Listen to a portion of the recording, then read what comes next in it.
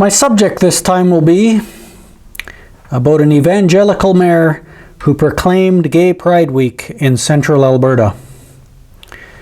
In the absence of evidence to the contrary, especially in light of the fact that no controversy has erupted, I will be assuming in this article that our mayor has proclaimed in favor of Gay Pride Week. The word evangelical must be put into quotes when referring to our mayor and the church that she attends. Our mayor, the photogenic Tara Veer, by proclaiming Gay Pride Week on August 14, 2015, tacitly proclaimed against her profession of faith. Maybe she believes, like so many politicians, lawyers, and judges do, that her faith is private and should be kept out of the political sphere.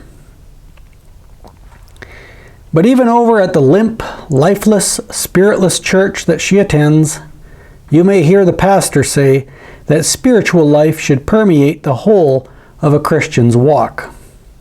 They all say that. Did the pastor remind her of this principle? Does God judge anyone as a dual entity? Will God divide persons on Judgment Day in order to judge their private lives in distinction from their public lives? You might escape controversy in this world by dividing your life up into parts. But if you do that, in the next world you will be judged for having been a coward in the face of controversy. That is exactly what the Bible teaches, and straight from Jesus Christ. Whosoever therefore shall be ashamed of me and of my words in this adulterous and sinful generation, Jesus said, of him also shall the Son of Man be ashamed when he cometh in the glory of his Father with the holy angels. Did the mayor receive this reminder from her pastor after she proclaimed to the city that perversity is okay? Is he a real living stone if he did not? If he did not, is he not just as cowardly as she is?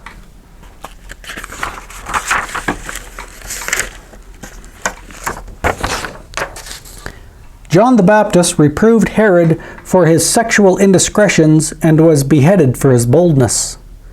Our mayor, instead of reproving wickedness, proclaims it to go ahead, even though no one would have suffered one hair from her golden head to be plucked out if she had refused. The girl has not the heart that we were hoping she had. It's just a guess, but maybe the mayor can't be too quick to judge, because by doing so, her own indiscretions might be hauled into view. God will not cut you any slack on the basis that you proclaimed in favor of evil just professionally. R.L. Dabney addresses this very issue in his brilliant essay, Morality of the Legal Profession.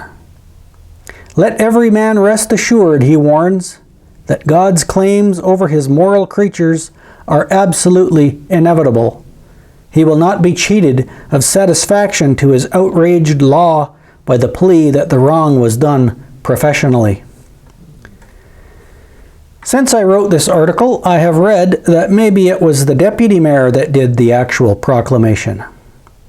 This does not alter anything I have said, because when a deputy mayor does an official proclamation, it is done in the name of the mayor's office and at the behest of the mayor herself.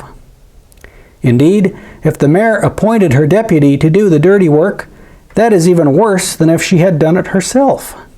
For by delegating her deputy to do the proclamation, she caused another person to sin on her behalf, which is to pile sin upon sin.